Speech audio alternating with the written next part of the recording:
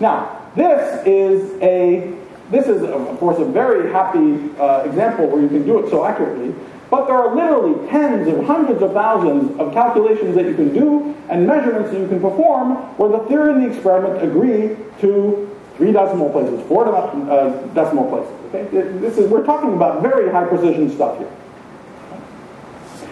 So this stuff works.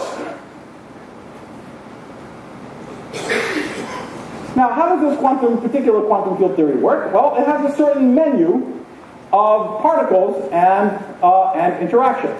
Okay? This is another really extraordinary thing that came out of our understanding of the Standard Model.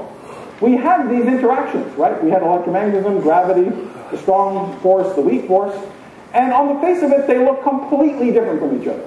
Well, maybe electromagnetism and gravity don't look tremendously different. They both have an inverse square law of force. Okay? So you might think they might be related to each other somehow. But certainly the weak interaction and the strong interaction look absolutely nothing like it. Okay? The weak interaction doesn't even look like a force exactly. It changes one kind of particle to another kind of particle, so it's not like a normal push-pull sort of force that you might think. And the strong interactions are buried there in the middle of the nucleus, vastly stronger than everything else. So they don't remotely look the same. However, we now understand that they're all described in essentially exactly the same way, okay? By basically exactly the same mathematical structure. So electromagnetism is associated with interactions of electrons and the photon. Okay?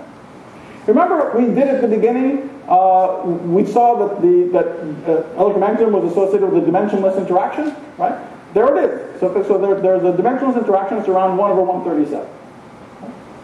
Now, it turns out that the weak interactions are associated with an almost identical picture. The photon has a cousin called the W particle, and instead of having an electron interacting with a photon, you have a neutrino interacting with a W. Okay? Identical sort of interaction. The mathematics is almost identical. The physics is almost identical. There are some details that are different, very important details, which I'll get to in a second, but essentially identical. The strength of that interaction is like a 60th. It's basically kind of similar. The strong interactions are associated, so we now understand when you go inside the proton, the proton is the point-like particles made out of quarks and gluons. There's quarks inside the proton that are permanently held inside and bound up by these gluons. The strong interaction that those guys back then discovered holding the protons together in the nucleus is some very residual effect of this underlying fundamental strong interaction, which is described by interactions between quarks and gluons. Almost identical structure. Okay? The strength of that interaction is like a 10. So we have essentially one menu, and all the forces are described in more or less the same way. Okay? Here's an actual table of the sort of charges that the different matter particles, quarks and leptons, have under the strong, weak, and electromagnetic, or so-called electroweak interactions. But anyway, you don't need to look at it in detail. I just want you to get the idea that they're all similar. So why is it that they seem incredibly different for so long? The reason is that they only look similar when you go to short distances. You see, this W particle, the photon is a massless particle. The fact that it's massless is associated with the fact that the interaction that it mediates, Coulomb's law, is long range. I mean, it does fall like 1 over r squared, but you can detect it very far away. Right? That's directly related to the fact that the photon is massless. The W particle, on the other hand, is not massless. The W particle is massive. Okay? Now, remember, what are the units of mass? 1 over length. So, what is the mass? What is 1 over the mass then? That length scale associated with the W particle is, guess what? Around 10 to the minus 17 centimeters. So remember I told you that 10 to the minus 17 centimeters distance scale is an important distance scale. We've known about it for a long time and so on and so forth. Roughly speaking, that's a distance scale associated with the weak interactions. All right.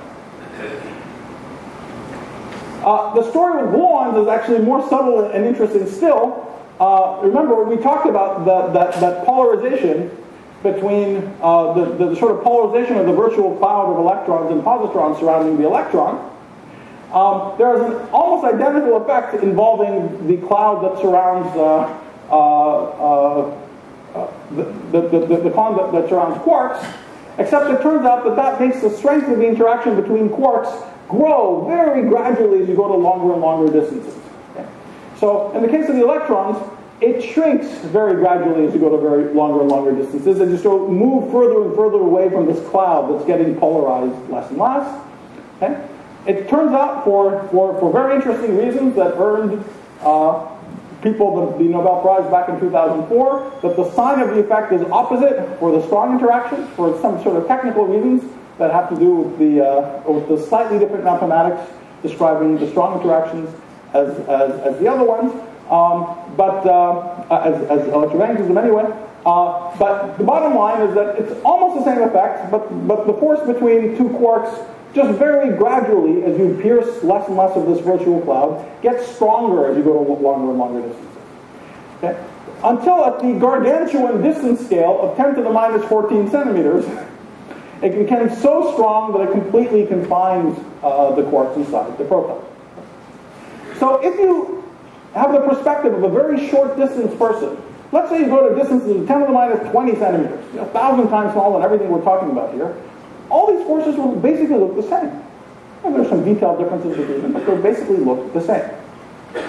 That's remarkable. It's not at all obvious ahead of time, but that's how it turned out to be. This apparent huge disparity between the forces of nature is a long-distance illusion. If we look at short distances fundamentally, all the forces look like they're described by essentially exactly the same basic building blocks in the same mathematical framework, and fall beautifully in this general picture of quantum field theory. Okay. That, by the way, is the real reason most of us do this kind of physics. Often, particle physics is described as being the quest for the building blocks of matter. Okay? Stuff like that. Well, I guess I can say this to this audience, I hope. Often when I give sort of talks like this, I get in a lot of trouble for saying this. But anyway, I've never thought of particle physics as the quest for the ultimate building blocks of matter. That sounds a lot like chemistry. Okay? And am I allowed to make fun of chemistry in the audience? Okay, outstanding. All right. Well, I was horrible at chemistry. I could care less about the ultimate building blocks of matter and that kind of stuff. Why do we do this? Why do we do this business? We don't really care about the menu of particles and this whole zoo of things and things like that. What we care about, the reason we go to short distances, the reason we beg governments for billions of dollars to build larger accelerators to go to shorter and shorter distances, the reason we do it is that we have this hard-earned lesson over the last century. The essential unity, simplicity, and beauty of the laws of nature is completely manifest at short distances. It's hidden at long distances by what are, from a fundamental point of view, accidents. Accidents of the way things worked out. Did the force get stronger? Did it get weaker? Is the particle massive? Is the particle massless? Okay? These things are very important, but compared to the fact that fundamentally at short distances everything looks the same, there are details. And so we've learned that if we want to understand what the laws of nature really look like, it's worth studying them at short distances. That's where they're the simplest. Okay? And part of the art of this part of physics is defining the problems to be interesting, which are the ones that are going to have simple answers. Okay? And so if our goal is to understand what the laws of nature look like in the most transparent way, we should go to short distances. That's why we go to short distances. The particles aren't particularly important. Think of the particles as the alphabet. They're telling a story. We're interested in the novel. We're interested in what the laws are. And we're interested in learning about the laws by studying the structure of the particles. All right. Now, this was the story that was set, basically, already for quite a while. But there was one missing ingredient in this standard model of particle physics. Well, something that was part of the theory, but which had not been confirmed experimentally. And of course, this is the big story of the Higgs, and I want to tell you a little bit about that to end, perhaps giving you just a tiny taste for what some of these open problems are that I alluded to at the beginning. But let's talk about the Higgs for a while. Now, this slide is one of the standard ways the Higgs is often discussed in presentations of this sort.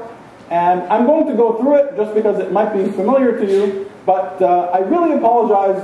Just have to tell you ahead of time, this is a truly crappy metaphor. Okay? For a long time, I used to say it's a really crappy metaphor. I'm sorry we can't do better. But I'm going to try to do better in the next couple of slides and tell you the totally real story. Okay? Now, I'm not sure how palatable the totally real story is, but it would make me feel better to actually tell you something completely true rather than some sort of made-up crap like this. Okay?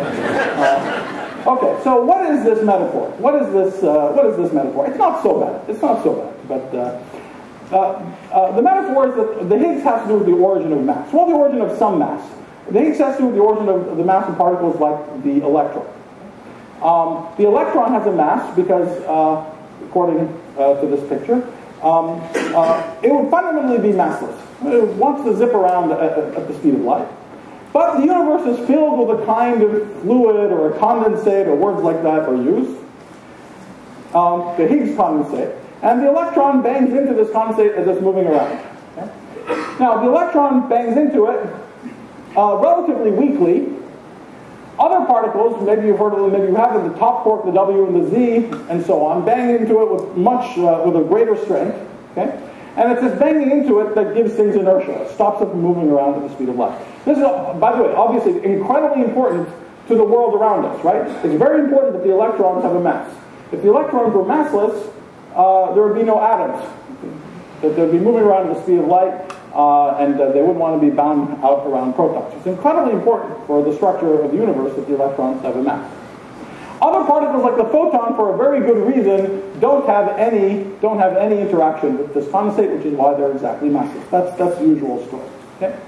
Now, the typical length scale between these collisions is a parameter in the theory. So you have to choose this parameter to agree with some piece of experimental data. Then you predict zillions of other things, but it's a parameter that you have to determine from experiment. And what does that parameter end up being? Guess what? It's around 10 to the minus 17 centimeters. Okay? So once again, that number is a number of nature. It's a property of nature. It's one of the, if you like, one of the constants of nature. And we happen to be lucky to be living in the era that we're probing those distances experimentally at the LHC. And you can also say that because the LHC is probing physics at these very tiny distances, it can put ripples in this condensate, and those ripples will look like particles, and those particles are what we call the Higgs particle. So the Higgs particle is supposed to be the sort of the particle associated with this condensate that fills the universe that explains why the electron has a mass. Now, why is this a bad metaphor? It's because every time we describe things in this way, there's always some smart person in the audience that says, "Didn't you guys learn anything from 100 years ago? Doesn't this look just like the ether, you idiots? Don't you know that didn't Einstein tell you not to worry about the ether?" And the only answer we can give to this metaphor is yes, you're right. This is just trust us. This is a condensate that fills the universe that's not like the ether. And that's sort of literally true. This is something which looks the same to all observers and so on. But anyway, it's not a very nice way to it's not getting the conversation off on a good foot.